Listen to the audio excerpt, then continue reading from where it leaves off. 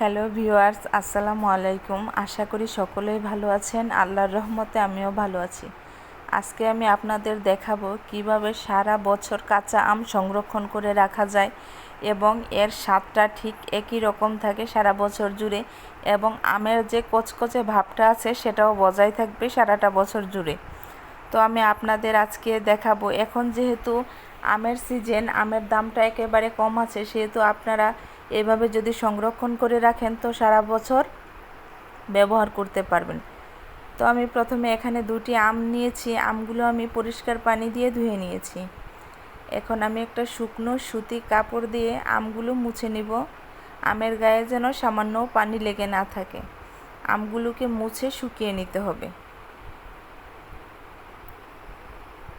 তো একটি আম আমার মোছা হয়ে গেছে, এখন আরেকটি আমও আমি মুছে নিব।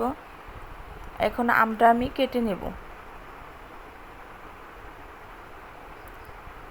তো দেখুন, এই যে বটা দিয়ে অনেকটা কষ বের হচ্ছে, এটাও আমি সুতি কাপড় দিয়ে ভালো করে মুছে নেব, যাতে কষটা আমের মধ্যে আর না লেগে থাকে।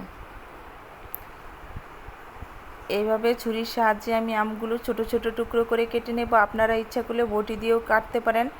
আমগুলো এরকম পাতলা পাতলা সাইজের করে কেটে নিতে হবে।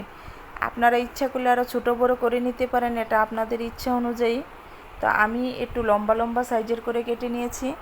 এখন আমি আমগুলো শুকনো সুতি কাপড় দিয়ে মুছে নেব। একটা একটা করে মুছতে, সবগুলো একসাথেও মুছতে পারেন, কিন্তু একটা একটা করে মুছলে ভালো হয়, এই কারণে আমি একটা একটা করে মুছে নিয়েছি। তো আমার সবগুলো আম মুছে নেওয়া হয়ে গেছে। এখন আমি একটা কাচের বয়ম নিয়ে নিব। তো এই কাচের বয়মটা আমি সুতি কাপড় দিয়ে ভালো করে ভিতরে মুছে নিব, যাতে ভিতরে কোনো প্রকার পানি লেগে না থাকে। আমার মোছা হয়ে গেছে। এখন একে একে এর ভিতরে আমি আমগুলো সাজিয়ে দিয়ে দেব। আমার একটা জারে আমগুলো দেওয়া হয়ে গেছে। এখন আমি আরেকটা কাচের জার নিয়ে নেব। এটাও আমি ভিতরে সুতি কাপড় দিয়ে মুছে নিয়েছি। এখন একে একে আমগুলো আমি সাজিয়ে দিয়ে দেব। তো আমার সাজানো কমপ্লিট। আমার দুটো জারেই আমগুলো সাজানো হয়ে গেছে। এখন এর মধ্যে আমার যে মেন উপকরণটা লাগবে আমি তা তৈরি করে নিচ্ছি।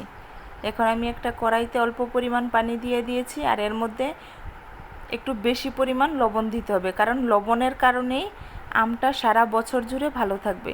এই কারণে লবণের পরিমাণটা একটু বেশি থাকতে হবে। লবণ পানিটা আমি ফুটিয়ে নিয়েছি। এখন এটাকে ঠান্ডা করে নিতে হবে। এখন লবণ পানিটা দিয়ে দিয়েছি। পানিটা কিন্তু আমি ভালোভাবে ঠান্ডা করে নিয়েছি, কোনো অবস্থায় গরম পানি দেওয়া যাবে না। তো আমি দুটি জারেই পানি দিয়ে দিয়েছি। যতটুকু পর্যন্ত আম আছে ঠিক ততটুকু পর্যন্ত পানিটা দিতে হবে। আমটাকে ডুবু ডুবু করে পানিটা দিতে হবে। তো আমার দুটো জারেই পানি দেওয়া হয়ে গেছে। এখন এর মধ্যে আরেকটা যে মেন উপকরণ ব্যবহার করতে হবে তা আমি আপনাদের দেখিয়ে দিচ্ছি। এটার মধ্যে আমি দিয়ে দেব 2 চা চামচ করে সিরকা বা হোয়াইট ভিনেগার। ভিনেগার দেওয়ার কারণেই আমের টেক্সচারটা ঠিক থাকবে সারা বছর জুড়ে। তো এখন আমি বয়মের মুখটা লাগিয়ে দিলাম ভালো করে।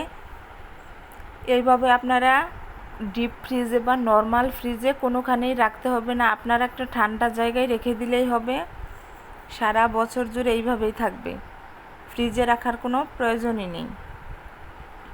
দেখুন দেখতে কতটা সুন্দর লাগছে আমগুলো। তো আমার ভিডিওটা যদি আপনাদের ভালো লেগে থাকে এবং আমার ভিডিও থেকে যদি আপনারা সামান্য কিছু শিখতে পারেন, তাহলে অবশ্যই চ্যানেলটিকে সাবস্ক্রাইব করে দিবেন। টাটা।